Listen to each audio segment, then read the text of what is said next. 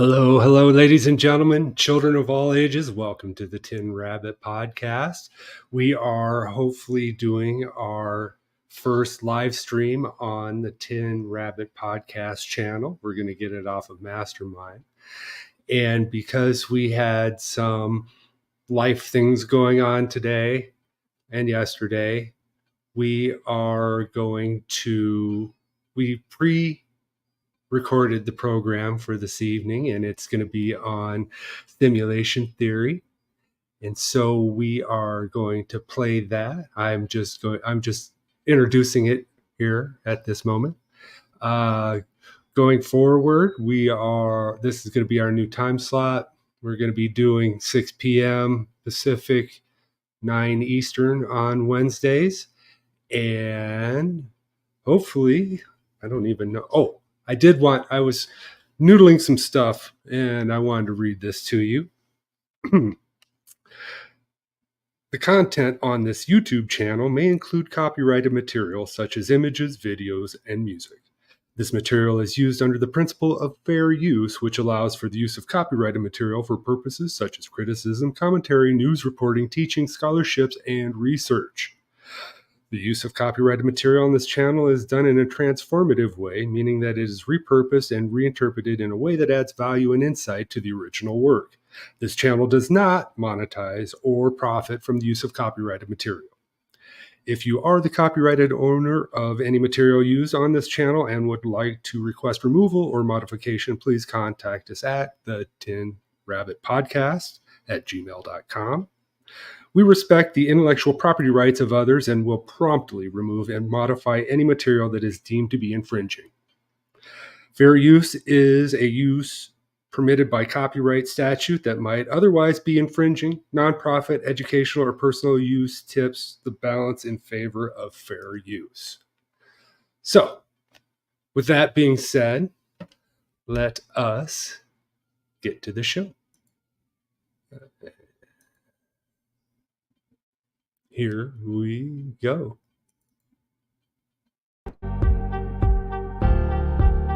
And I'll be back at the end to wrap up and we'll hit the live chats. So I got 15 more seconds here. I'm just going to bow out gracefully and let's get to the show.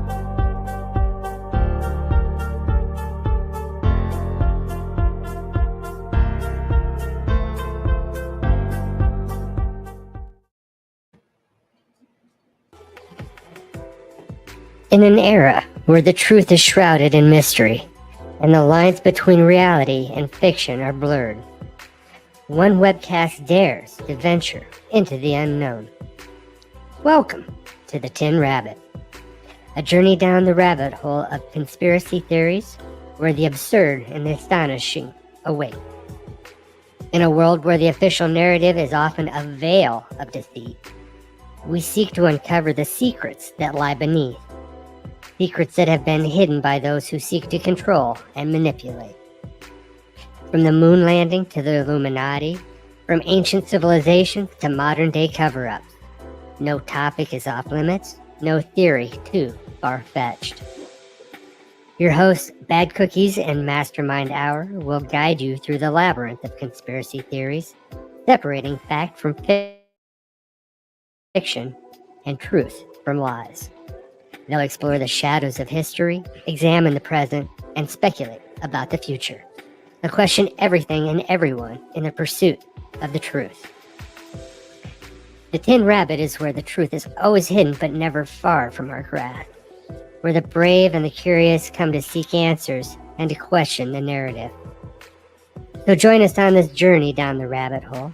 Let's uncover the secrets, expose the lies, and reveal the truth.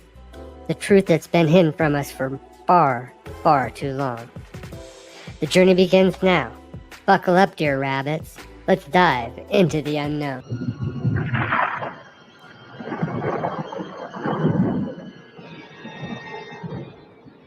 Welcome to the desert of the real.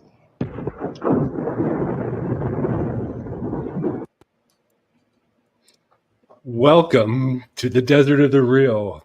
Welcome to the Tin Rabbit Podcast. I'm your host, Mastermind Hour. With me, as always, is my good friend, Bad Cookies. What's up, everybody? And to my right is Better Half Hour, the better half of this show. Well, at least the better half of this couple. Hello. Tonight, we're going to talk about simulation theory, reality, and where we are. Let's get that banner going. Here we go. Welcome to the Tin Rabbit Podcast. Please like, share, and subscribe. And I want to put up the disclaimer. Do you want to read that for me, Better Half? This program is a fictional portrayal of a couple of knuckleheads who are pretending to be conspiracy experts. This podcast is in no way. That's in no way informational, and should be considered entertainment only. That was just a test, right. Seeing if you guys were paying attention. Yes. So how are we doing? You're going to talk us into how we are actually not in a simulation? I was going to ask, because I thought it was really cute what you came up with regarding the commenters. And I'll shut Here, up you can that take off. one. Yes, Yeah. thank you. But I wanted you to talk a little bit about last show we did on the food. Are we going to go deeper down that hole in a little bit and talk just a little bit about next week's show? Okay. Mm-hmm. Next week, we are going to get into, are we doing JFK? Do you want to do? There. Huh? Assassinations in America. That's what it was. The American Dream has died. Assassins in America. Mm-hmm. Ooh, I like that title. The American Dream has died. Bye-bye, Miss American Pie. And I want to say it's kind of biased for you to use all these simulation words, because we're really here today to discuss reality and what Right. makes up reality, Right. and who or what may control that reality. Right. You know. And And please, Cookie. Yep. Last week we discussed the food preservation, preservatives in our food and how it toxifies us. And if you would like, please go to the Mastermind Hour channel, or also go to the Tin Rabbit channel where you can find that video and watch it. Please like, share, and subscribe. Mm-hmm. Hit this one right there. Yeah. Yes, and we're going to get that Tin Rabbit podcast up to 50 subscribers so that we'll actually be doing the Tin Rabbit podcast from the Tin Rabbit channel. We just haven't got quite there yet, but we're halfway. I think we're this close to a million. We're Sam Cedar's sock puppets when you need them, man. Yeah, right? know. Yeah. I also wanted to talk. Yeah, technically, I guess we could probably buy our way to that 50 pretty quickly, but Mm, we're going to do it the old-fashioned way. yeah, I've been calling Organic. family and friends and stuff like, hey, check us out. It's really, really, I'm excited to do this. And part of being excited is we were brainstorming about, the whole concept of a tin rabbit and, the tin foil and all this stuff. And I think Cookie came up with this, and I really need to watch. Oh, But Fluffles. because I'm like, what do I call the commenters? Is it commenters? Is it an audience member? What are they called? They're the tin fluffles. I said it right that time. So anyway, Not the bunny fluffers. no. Oh, Tin Don't fluffles. give people I ideas, kept man. messing it up, Mastermind. I'm sorry. All right. So let's get into, we're talking about reality, and really when society as a whole starts talking about reality, there's usually two main ways that we can discuss it. And that's with either talking about it from a philosophical perspective or a physics perspective. So today, I think we're probably focusing more on the philosophical aspects. I'm sure Mastermind might, and maybe not, because you two have opposing different views, not opposing, but just different views on that. Well, I did want to bring up the Thomas Young, like that double slit experiment stuff. Oh, okay. So he'll touch base on physics a little bit. And I don't know anything about physics. Like I said, this is all entertainment. Well, I mean, I know, but if you're interested, you might want to look it up, because I do like things instead of numbers. I like a bunch. Right. Hey, man, if we were physicists, we wouldn't be doing this. Right. Right. I don't know. Philosophers like the physics for the rest of us, which was a really good book about the philosophy of physics. The But nuclear anyway. engineer is on the other side of the family. Yeah. Okay. Anyway, so we said philosophy and physics, and so when I was listening to these two guys who were discussing it talk about the simulation theory, when I started listening to them, they reminded me of Plato and Aristotle. And Plato's cave has a lot Plato to do with it. Sure. really focused on like reason, and reality is really in the realm of the brain and what we think and stuff like that. And Aristotle focused on like your senses, your experience, and what we consider like empirical or physical evidence. So in short, though, their discussions were the first philosophy, all the basis of knowledge and the source of knowledge in academia or whatever is based on Plato and Socrates talking. And again, we're not going from a multicultural perspective or even a spiritual perspective or a metaphysical, although metaphysical is the realm of the mind as well. Anyway, yeah, we could dive deeper for sure. But there was we have to have discussions of reality in order to have discussions about anything past that, is basically what they say. So anyway, Plato thought about, he wrote the Republic, and he used a story, an allegory, which is basically a symbolic view of what the basis of life is and what makes up reality. And he imagined the ideal society, and dived into discussions about it. And in it, he had Socrates, or as I like to say, Socrates, and his brother having a discussion. And in an allegory, it's a one-for-one symbolization. San Dimas High School football rules. Yeah. I had to wait until you took a break because you did the Bill and Ted. Sorry. I did? What did I say? You called him Socrates. Socrates. Yeah. Anyway, San Dimas High School football rules. So anyway, the story is you have these prisoners in a cave, and they're confined there since birth. And they're chained up, and they have no way to look around. They can only face a wall. And on this wall is a bunch of shadows. And these shadows are being cast by the opening of the cave. And then there's a fire, and people are walking between the opening of the cave and the fire. And that's where the real world is outside of the cave. And all these symbols represent something in life and reality. And this prisoner is in pain. He doesn't want to turn around. He doesn't want to get out. And basically the people from the outside of the cave come and get him, and they force him out. And he's like, I don't want to go out. I don't want to go out. And he gets out there, and his eyes, like when you get out of the movie theater and you're like, dang, I can't see anything. Pardon us. Keep talking. I can't see anything because you're just like trying to adjust your eyes to the light. And I'm so sorry. I'm going. They named anyway. Oh, take a breath, Sammy. You're talking about You the just light. doxed yourself. Yeah, I'm You talking- can start right. over.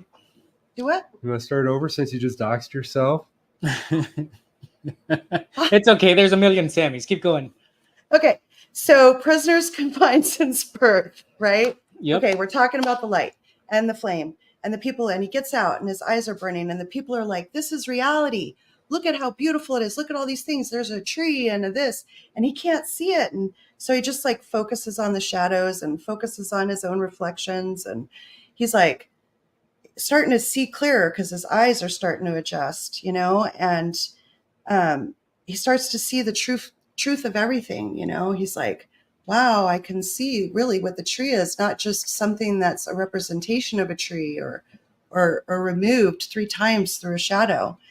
And then once he comes to this realization, he starts to feel sorry kind of for the prisoners, and he wants to return to the cave, right? And so he goes from the light to the dark. And when he gets in the dark, like when you walk into a dark room after being in a bright light, you can't see very well as well. And he's like, man, reality's out there, telling all these other prisoners that have been there since birth, reality's out there. And they're like, we don't believe you.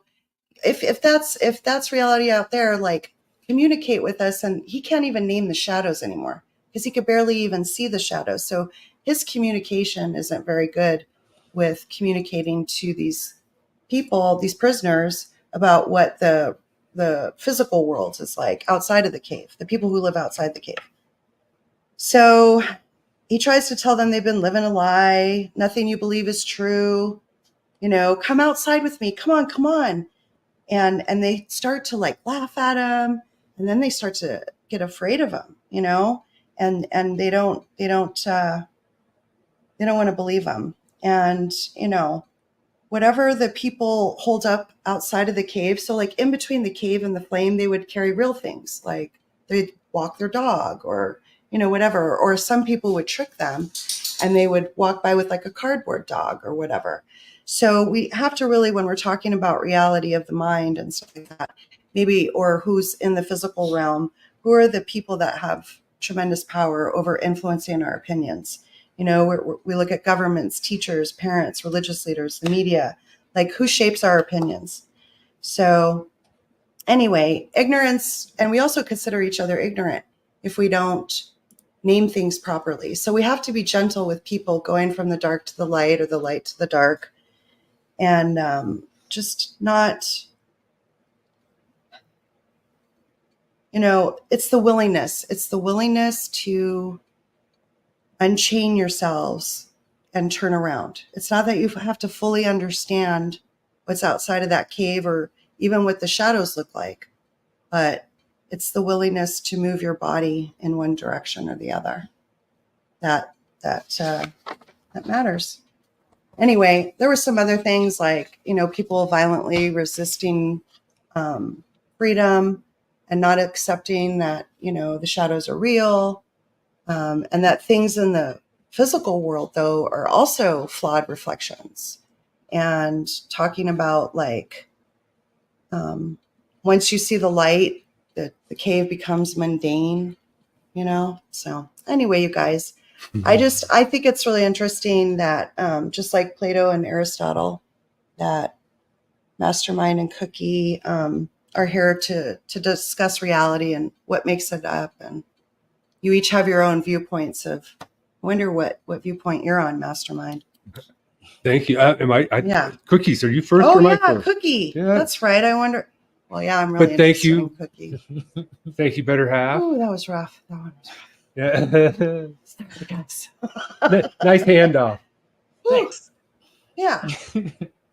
So my key takeaway from this is that I want to make sure that people understand that we live in what we perceive to be reality, and there's a difference between what we perceive as reality and what reality really is. And sometimes we have to come to the understanding that even though we perceive reality to be what it is, it's not always what we want it to be. And sometimes we can change our perception of reality. And I feel that the simulation theory is something of that nature, where we're trying to change our perception of reality in order to cope with the ridiculousness of current society. Well, you can't bend the spoon. That's impossible.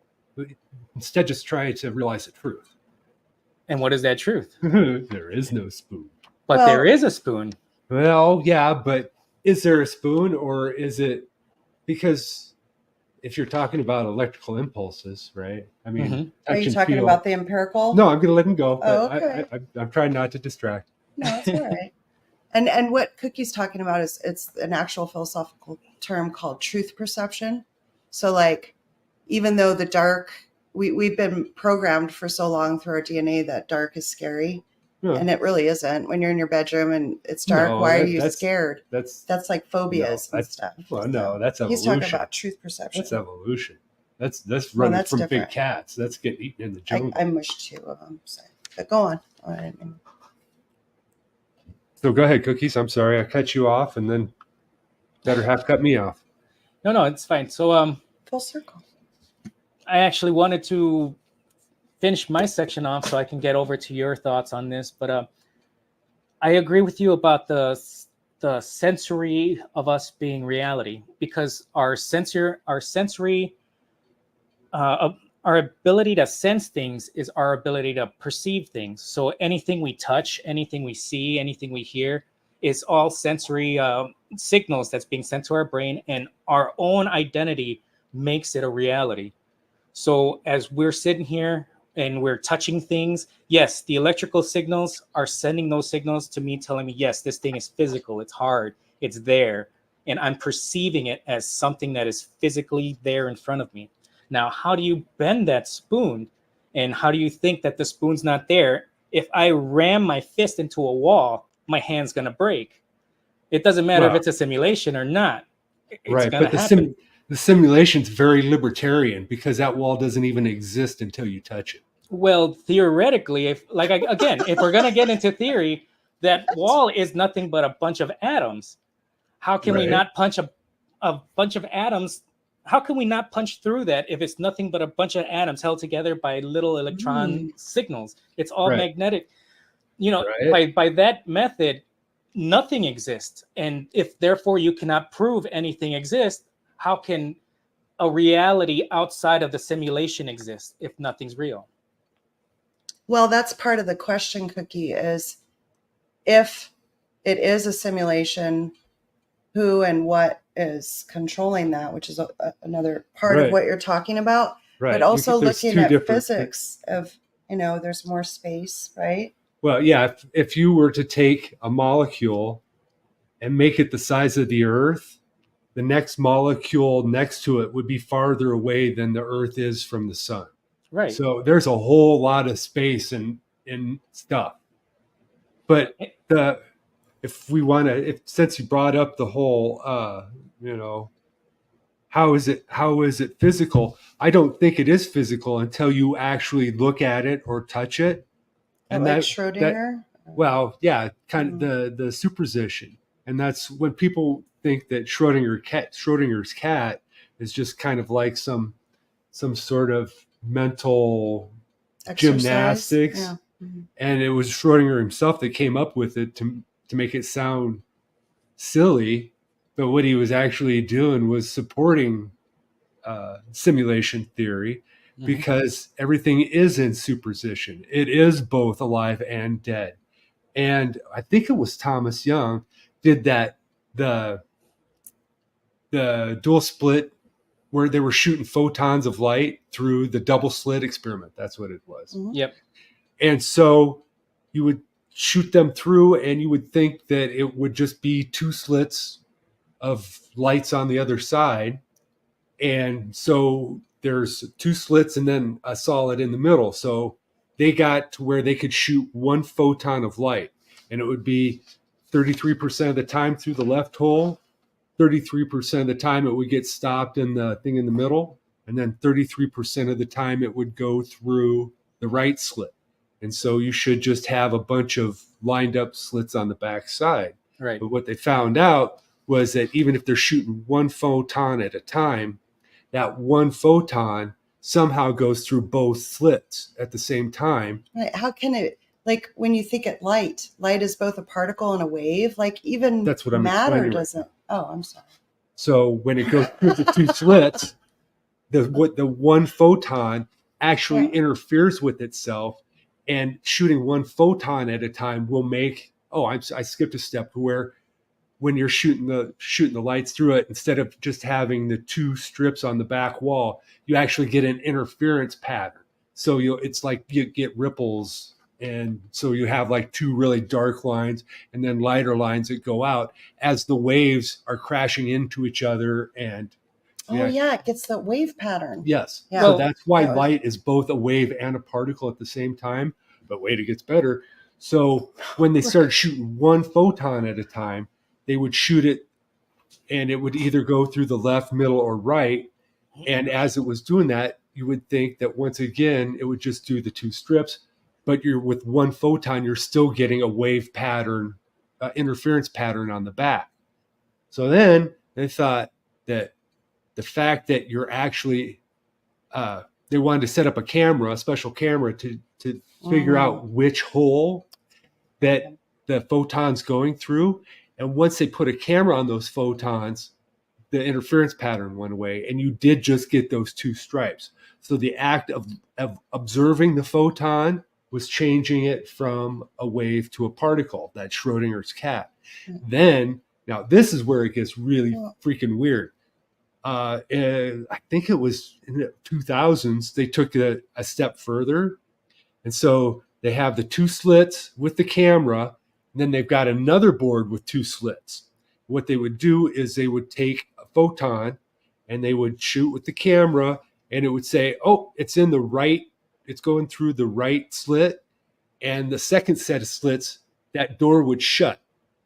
And instead of that light that had already been measured to go through that slit, instead of just hitting that door, it actually backs its ass up in time and goes through the left slit. Well, now I would even argue that it's not bending or going back in time. I'm saying that it, at the speed that it travels, it bounces around until it hits that slit in the direction that it needs to hit. okay. Not only that, what you're describing is actually proving that a simulation theory doesn't work, or is just that, a theory. Because if you're sitting there trying to prove that a simulation is there out of physical and perceived testing, because that's all science really is, hey, this is my theory, I'm going to test this by doing this. And that's what they were doing is, hey, I'm testing this particle signal by doing exactly what you described. Now, we cannot ever test a simulation theory. There is no way to test a simulation theory. It's just like, it's like you That's a can't see really- the outside of the universe from the inside the universe. Yeah, all the rules are made up by the simulation. The only problem with that too that I see with trying to measure protons and wave particles, there's the whole argument that by creating the machine to observe those things, we've created it. The observer created the protons moving in those different directions and the unpredictability of it. And There's that a goes- whole idea that the machine creates what we're observing. And that goes back to Science. my theory of everything is reality because we perceive it to be reality. As long as it goes back to the old saying, I think, therefore I am. As long as one of us is here to perceive it, it is happening. It is reality. Now, let's take, for example, we wipe out, I knock on wood, but let's say all of humanity and everyone that can perceive reality is wiped off the face of the earth. Does the earth still exist? That's like the tree falling in the forest. Exactly. Yeah. Well, it depends on what you think. If it's just physical reality or the consciousness of the physical reality. Well, I think the Earth is just the operating system, and they keep wiping that. I think that before, because the Sumerians go back to like 10,000 BC, Mhm. I think that was just the last reboot. Whoever was there was like 200 million people in South America. Who knows? They could have been around for a Wait. million years. Back Nobody up, knows. Mastermind. What? But Well, that goes back to okay. your theory of pole shifting, and that's the hard reset, is a hardcore pole reset. And just, holy God, I don't even want to think about that. We're due for and one. what you guys are talking about Right. too, Well, masterminds. the core of the Earth stopped moving, so it started going Oh, backwards. yeah. Ooh, That's not man. good. I don't know if that's going to be a good thing. Ooh, man. Would it, and so Cookie's question was, would it still exist if, would it, I was taking a nap. Leave me alone. Like, Cookie's question about would it still exist if it was, if we all the minds were gone, if consciousness was gone, right? And what you're arguing is plausibility. It is plausible. We can't prove, just because you can't prove something doesn't exist, can't prove that it does No. exist. but the For odds of Cookie's this sake. not being a simulation But- is astronomical. Right, but there's a difference between plausibility and probability. It's actually the other way around. The odds of it being a simulation are astronomical. I forgot who the scientist was, but they were just discussing it, and they said theoretically, if this was a simulation, it's about a 20% chance that it is a simulation, and even it was then, Nick you can't prove Bostrom. it. Well, and that's the probability. Either we. So if we have the ability to make a simulation, and we already make sims, we're only going to make that technology is only going to get better to where you can't tell you're wearing the goofy helmet and the hat, the suit. Yeah, like a suit. I don't know. And well, that's if you're assuming that we're but no, human. because Elon's doing already it. doing the microchip. So all you got to do is if you got a microchip in your head, that's going to be super easy just to overwrite your That's eyes scary. and your sense of touch. That'll be That's child's the play. nanotechnology. Really, he's saying put chips in your head. Who? He's Elon? already done it. Ew.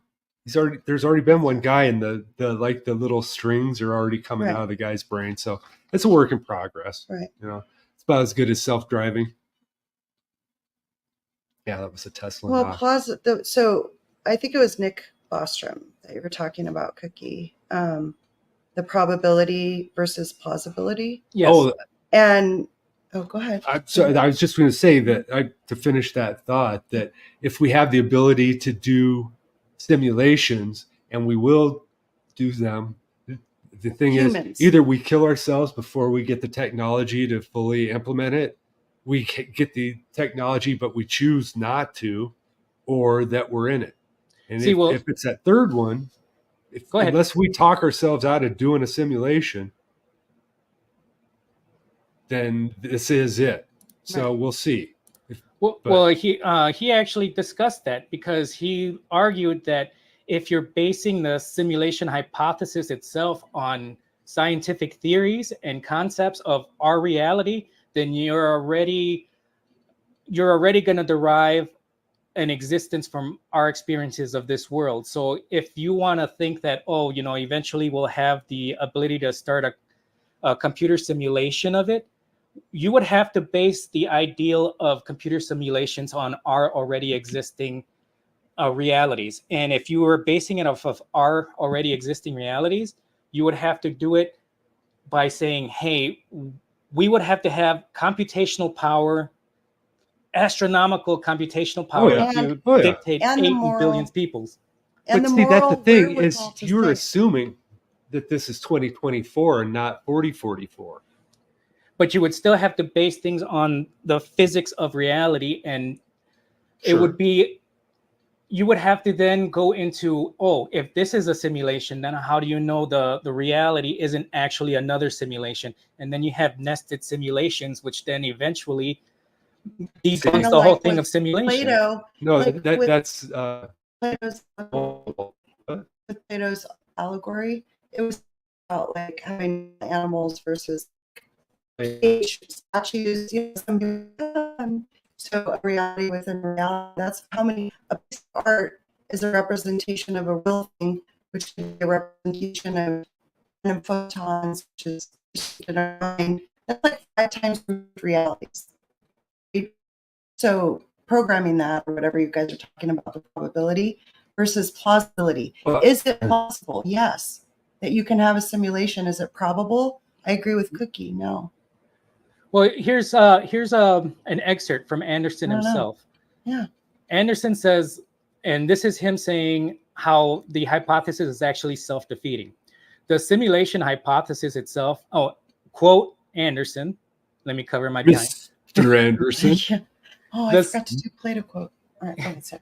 The simulation hypothesis itself is based on scientific theories and concepts derived from our experiences of the world. It is predicted, at least in part, on what we take to be imperial scientific knowledge, what brains are and do, and what computers are and do, etc. But if we accept the simulation hypothesis, then we acquire a defeater for all of our empirical beliefs and thus all of our scientific beliefs. Simply put, if the simulation hypothesis is true, we can't trust the science on which the simulation hypothesis is based on, in which case it will be irrational to believe the simulation hypothesis. It looks like the simulation hypothesis has a deeply self-defeating character to it. Well, and then, so yeah, if you're thinking this is the Matrix simulation and not the Total Recall simulation, which I'm leaning more What's a recall simulation? Total Recall. Oh, I didn't hear the word total. No, because Sorry. Matrix. I If love this that movie. if this is a simulation where you're an unwilling participant in a pod, and you're being controlled and fed through a tube and all that crap, you're chained. or and that's just, you're assuming that you're a human being to begin with, and that this is your original form. You could be a fourth dimensional creature. And let's just say you said you didn't want to get philosophical. Wait. I want Before to you get who's doing it, you guys were talking about humans. Okay. And I want to ask you, Mastermind, Okay. what are the moral, and Cookie kind of skimmed over it. Okay, we have the scientific probability of it occurring. We have the plausibility of it occurring. What is the moral implications of it occurring? Would we be a human society that would want to do that? And why would we choose as humans, before you get into someone else's doing it, why would humans choose this reality? Why would I want to be better half? Why, what am I trying to Duh. I mean, you probably had to stand in line for this. Well, I'm sure.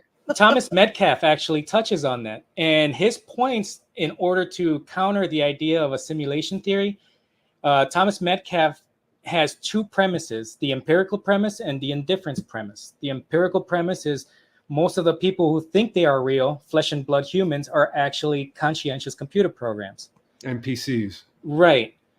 But the indifference premise says if most people are simulated, then by that theory, you yourself are simulated. So you are, in essence, not even real yourself. So if you think you're real, then by all meaning of the simulation and premise, you yourself are actually an NPC yourself, thinking that you're a real human being, if you believe in that simulation theory. I'm halfway there. I'm thinking this might be an NPC shell. Well, I'll let you go first, because where I was going to go. I'm tripping on what he just said. I'm trying to put my head around it, because what was that guy's name again? Thomas what? Thomas Metcalf, Metcalf. Is he more of a modern philosopher? Is he a physicist? Who? Do you know by any chance? He is. He's really interesting. That was really cool. Just the idea of, if you think you're real, that's people who won't admit they're crazy are crazy, but the people who think they're crazy aren't. Yeah, he's a philosopher of the modern era, so he's recent. Okay. Actually. Oh, okay, that's probably why, because I'm older than the Greeks. Modern English. Older than modern English, right? The band, band, not the language. Hey, none of us are getting any younger, man. That's what I'm saying. If it's humans running the simulation, why would we have suffering and age and suffering is the only brain degradation? Because suffering is the only currency in this reality. That is the only currency. If you want to make money, you got to go suffer. If you want to talk about your accomplishments, you talk about how much you suffered to get them. If you are considering yourself an expert, you suffered through college for 4 years to get a degree. But the logic behind that is, why? Why would you have to do that? What purpose does it serve? And I think that's what Better Half is trying to touch on here, is why would someone create the simulation? What does it do for us? Why would someone create this simulation for us? Well, I think that this is probably... That's what I'm asking too, Cookie. That's what you're asking? Yeah, we're both asking the same question. That's part of their argument to debunk this theory. I don't blame the prisoners in Plato's cave. I mean, why wouldn't they be atheists or, at least agnostic? Because they don't even know that they can't look forward. They don't know that there's stuff behind them, but they don't even know that they're not allowed to look behind it. Or that they can. So, no, going back to my Total Recall simulation. So if we are maybe we are angels, maybe we're all heavenly angels, and we are in heaven, and we are sitting around on a cloud playing a harp. There's no strife, there's no problems, there's nothing to do. it sounds completely boring. So what would you do? You'd go to the Total Recall store and say, you know what? Oh. I'd like to live for 70 years I get it. as something other. I would Okay. like some time, because Honey. if you're in heaven, that's infinite. So See, you're yeah, a fourth well- dimensional creature at that point. And so to become a third dimensional creature, you don't get to see what's coming ahead. So you get to be surprised. Well, they actually We're- do go ahead and argue that, because that poses the question, like I said before, what positive reasons are there to think we are in a simulation? And the short answer to that is there isn't any. What the argument is from these philosophers is, if we still exist independently of the simulation and we need some cogent explanation for our independent existence, our consciousness, our capacity for reason and coherent existences, that begins to go into the transcendental argument, and that begins into theology and God. Right. I don't want to talk about religion. Right. Really. I mean, I just Well, no. I didn't want to and talk. It's more Okay, we don't like, even who's have to be religion. controlling It doesn't it? have Yeah. to be heaven. You could be from a human. Beta You're a Reticula. human. You're an advanced human. You're saying Maybe Well, you are. okay, now you're saying it's a different type of Yeah, thing. that's- But I want to go back to The Sims and saying, why would we choose, like a reality that, like age and suffering and all that kind of thing. I just remember when we were first dating and The Sims came out on the computer, like not Sim City, but like Like literal Sims, and you could make them go to the bathroom and dirty dishes, and like you could set up so you like had a house fire, or yeah. Yeah. I'm it's a gonna- life simulator. Boy, yeah, I hope my player isn't, that bored. I That's just all. put my player in the pool and took the ladder out. Right. Oh, I did that too. And then I felt bad. My heart hurt when I did that. Put him in the bathroom and take the door away. And then when they came up with the ghost one, it was fun. See, we would totally do it morally. Humans But would do a simulation. that's what I'm Morally, saying they is, would. if you're They did. Yeah. a being that is fourth dimensional, you already know what happened and what's going to happen throughout your So now- life. You're talking about the probability that it isn't humans doing the simulation, or the plausibility that Well, you're asking me it's why a different why would species there be or a something? simulation? I could see a situation where a being that's outside of time would like to be surprised. That sounds like an entertain. If they could spend 70 years, if you were outside of time, that's like an afternoon at Disneyland. See, 100 years would be nothing. what that's going into is the Truman theory of the simulation theory, that we're all just a TV show for a fourth dimensional being. Yes, Right? That's not bad Entertainment. either. corporate babies. Right, and Yeah. like we're all playing World of Warcraft, Right. and the simulation is this. The world is just where we all meet together and play our game of WoW. And then in that world, there's dragons. In this world, there isn't. That's the difference between this world and the WoW world. Now, I can't argue against the fourth dimension, because the fourth dimension is actually scientifically, empirically provable. That's We right have here. actually there's shown- the element right there. that is Am really I going cool, man. into the fourth dimension? Disappear. Yeah, this is actually just a square in the fourth dimension right here. Yeah, man. So I can't argue that, but what I can argue is that if a fourth dimensional being created this simulation for us to be three-dimensional creatures in this reality, you're still living in a reality that's created for us. And then again, you go into the freaking word, man. Theological. Transcendental Transcendental. argument. Yes. Yeah. So it's improvable. Since you can't prove it, you can prove there is a fourth dimension, and we as humans are still barely wrapping our heads around the fourth dimension. It is I provable, don't and it's even- Right. Yeah. Oh, yeah. I think they're up to like 12. Or Dimensions? yes. We can do a show later on that one. oh yeah, yeah. If you go down the fifth Physics- dimension okay, rabbit and we- hole, you come out the side. You come out the up. but then you still have to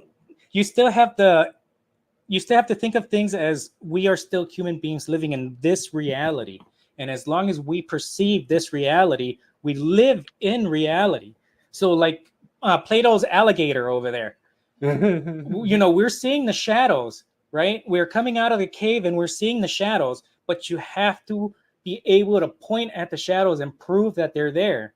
If we can't do that, then we can't really bring people out of the cave, can we? You have to name Well, them. yeah, that's why I always thought Plato's cave was just like a cautionary tale of don't go back in the cave and tell people shit because all they're going to do is throw No, rocks and they at you. fought. Yeah, they'll like- throw rocks at you. So yeah, they'll kill just you let 'em like be dumb. Socrates Just- with hemlock. so- for Plato was political telling me not to thinking. do this show, but of course I'm not listening because I think he missed a few spots. He didn't really take into consideration humans.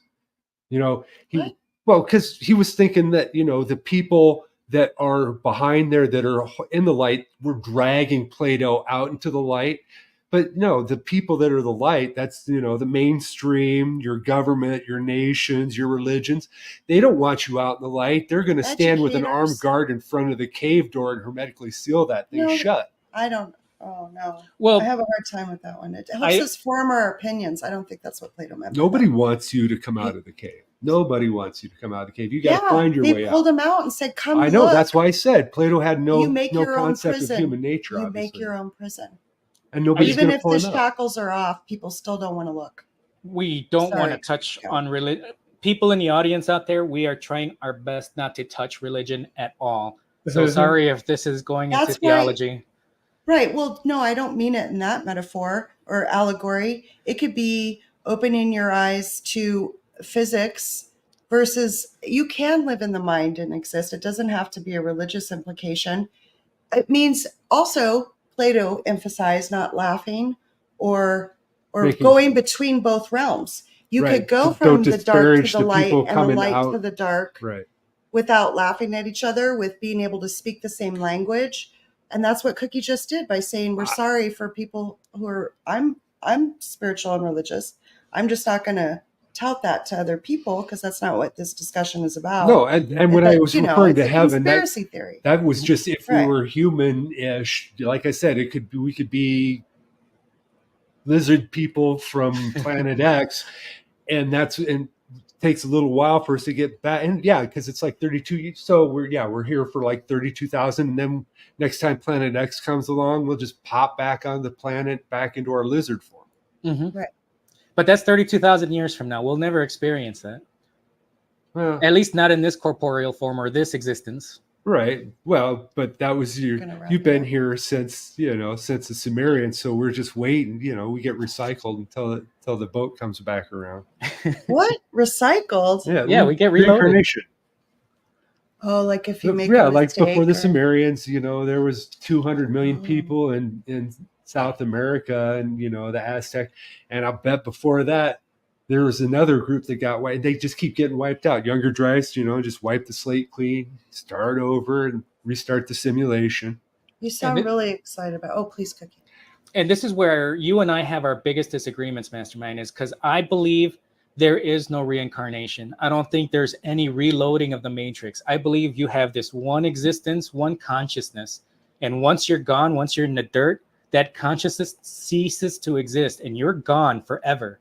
You're not coming back. See, and that's can I please argue that one? we're all right. We're Guys, coming close. Oh, Yeah. so unfair, We're at Cookie. 46 minutes, and we No. have to DNA. we worm have to get this experiments. under an hour. Oh, come on. So I can upload it All to the right. channel, because if Next it goes, time, I'm talking 'cause- about worms and and the only DNA. reason that we're not recording this live Big is because somebody class. is having dental surgery and we can't go live on Wednesday. So Well, if I hadn't already mentioned this before the show, this is pre-recorded yeah. earlier, and even though it's late, because it would have been pre-recorded even earlier, somebody got shot in the ear. Oh yeah. Which I'm really excited because we were talking about JFK and assassinations in America, and being able that'll be about 2 weeks in July. So 2 yeah. weeks. Oh yeah, Or- not today. Oh, Are you- because I don't know if it's you guys breaking Yes. up or if it's Right. me breaking up. Are you guys seeing me breaking up? Do we sound bad? Yeah, you sound robotic. Oh, intergalactic planetary. I don't think the feds like us talking about this. All right. How about now? Can you hear me now? Yeah. So let's begin wrap up, man, so we can Yeah, before they let's do that. Our choke us out. conclusion. Right? So one thing that I really like to do that like help us wrap up is Cookie had something important to talk about with simulation. You did mention a religious aspect, but because we can sometimes detach in reality. And I think that was something important that you had to say. Well, what we can do is we talk about doing a recap show, about taking chats and comments and what we were going to do for the after show for JFK. Yeah, we're going to ask questions to the audience. And, you know, after this, we could do a recap show because I want to talk about DNA and worms now because Cookie saw the time and he's like, I'm going to slip this one in at the last minute. So, Sammy, see? Dox yourself again. Good job. Last time it was him. Now it's my turn. Anyway, you know what? I'm not worried about what I'm saying. And, you That's know, fine. I think that you guys have built a good community and, you know, anyway. Not too many psychos in chat. I mean, I don't think that I'm not going to put that, what you bring about. I guess in that sense, I support Mastermind's philosophy that, you know, and when you talk about DNA and all the protons and all that, it's like, really, I could scientifically prove that we carry memories. We have energy in our bodies that leave when we pass. And, you know, we could have a lot of conversations about different things like that. But as in regards about the weight of the soul. Yeah, kind of thing. But anyway. Right. So I'll go ahead and give my my closing conclusion to this. This is for all of our audience out there listening to this. This is all theoretical. We're just two crazy tinfoil hat wearing guys discussing this, and don't take this to heart, and don't take any of these theories as beliefs. Don't desensitize yourself from reality, because once you start believing this is a simulation and you start holding real faith in it, then you start detaching yourself from this reality. And my warning to everyone is, please just understand that this is theory and this is all just for fun and to discuss. Don't look too much into this, because you will be hurting yourself more in the long run once you start putting real faith into this. And that's my 2 cents. Right. Which I agree with what you think about, you bring about. Just what I was just talking about, right? Even if it is a simulation in your mind, you could take positive action through that. But right on. What are your closing thoughts on that, Mastermind? Well, I was wondering whether it is or isn't a simulation. Everybody has to decide for themselves. Does that matter? I mean, if it is a simulation, would you live it any differently than this is real life? And I mean, for me, simulation's actually hopeful, whereas that's where I was kind of going with in Plato's cave. If they think that they can't look forward and they can't move, who would blame them for being agnostic or, you know, right, atheistic? But if simulation's real, then that means somebody made it. So that gives me hope that, you know, there is something bigger than me. So right? Your question to the audience is basically that it's like, is simulation theory even kind of a religion? It gives you, if it gives you faith that there's something bigger than you. Yeah, kind of. Right? I don't know. If somebody made all it. I know is the more that I know, the more I know I don't know. Yeah. Really, I'm freaking confused from this conversation, but I'm super excited to talk about it more. And even though I'm we probably could have gone 2 hours if somebody wasn't getting I'll be surgery. all crazy in the bedroom typing up, doxing everybody like you know. But all right, so I hope you guys have. Go ahead. No, I want Cookie. Go ahead. Oh, I just wanted to go into the closing so we can start wrapping it up, because we're running out of time. Yeah, I wanted to play a bit, almost the perfect song to end this one, but I got to get it in the next 4 minutes. Yeah, little fluffle. Okay, so for everyone listening, please, thank you all for tuning in. Please tune in not next week, but the following week should be July 24th, where we'll be discussing the assassinations in America. The American dream has died. Now, I want to give a quick couple shout outs. I want to give a shout out to Abidu and Nihilo Nostrum. Their names are popping up right there. Please go to YouTube and subscribe to their channels. Please like and share their videos as well. They're real cool cats, have a lot of interesting and wonderful ideas that aren't tinfoil hat theories. Please, before that though, please go to the Tin Rabbit podcast channel on YouTube, and please like and share. We're trying to get to 50 subscribers so we can stream live over there, and then we can have an actual established channel over there. Back to you, Messerin. All right. Is that it? Is that the end of the show notes? Yeah. It looks like it is. All right. So I'm going to take us out with a little number and see if we can. Give her credit. Yeah, let's give her. What was the name? Alicia Wydar.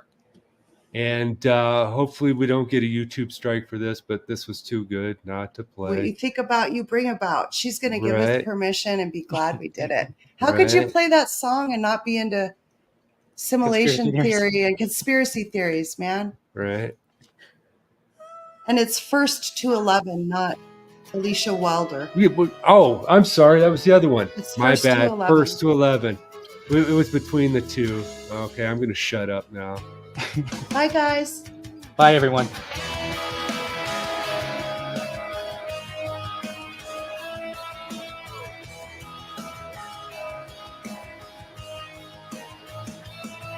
With your feet on the air and your head on the ground. Try this trick and spin. Yeah. Your head will collapse, but there's nothing in it, and you'll ask yourself, where is my mind? Where is my mind? Where is my mind?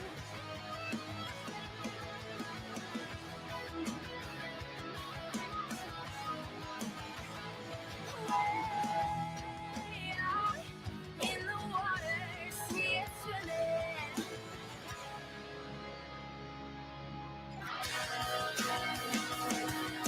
I was swimming in the Caribbean. Animals were hiding behind the rock. Except a little fish bumped into me. Swear he was trying to talk to me. Koi, koi. Where is my mind? Where is my mind? Where is my mind?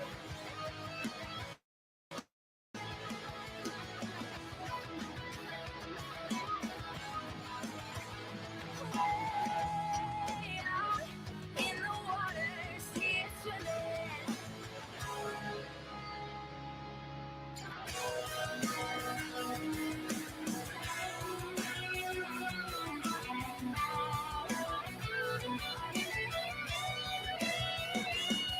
With your feet on the air and your head on the ground. Try this trick and spin it. Yeah. Your head will collapse if there's nothing in it, and you'll ask yourself, where is my mind? Where is my mind? Where is my mind?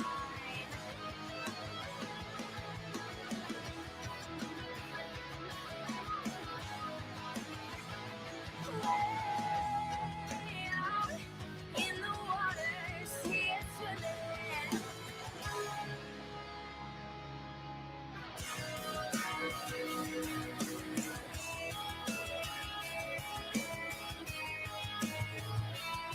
With your feet on the air and your head on the ground. Try this trick and spin it. Yeah.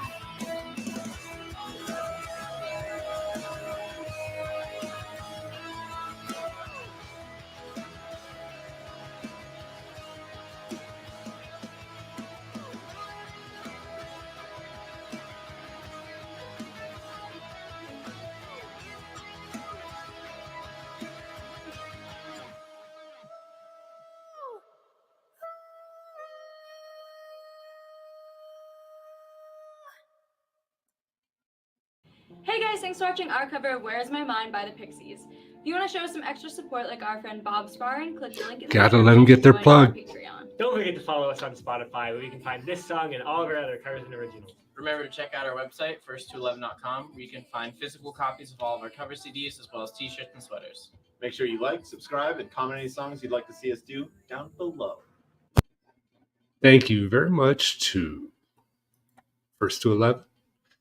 That was, oh, I bet you can hear that echo, can't you? Anyway, thank you for showing up and seeing our first Tin Rabbit podcast show live on this channel. Thank you for helping us get to 50. That was the reason we recorded it, because we weren't sure we were going to make it, but we did. So you get to see me babble here at the end for absolutely no reason. But I wanted to say thank you to everybody. Pizza the Hut, Abby Dew, goes to Henry Kissinger, Jacqueline. I saw Better Half was in there. Sean, everybody. Cookies made it in. Salty. I'm forgetting a lot of people. And Cobra. I'm going all the way up in here. But thank you, everybody. Mouse, Cowboy Kitty. It means a lot that you were all here for the actual maiden voyage of the Tin Rabbit podcast. And now we can get this off Mastermind. I can start putting my vacation videos back on there. So next week, we will be back on Wednesday, 6 Pacific, 9 Eastern, and we will be doing American Assassins. And I guess that's kind of fitting, considering somebody took a whack, or near whack, I should say. And so we will be back next week, and we will go down the rabbit hole just a little bit deeper. Good night, rabbits.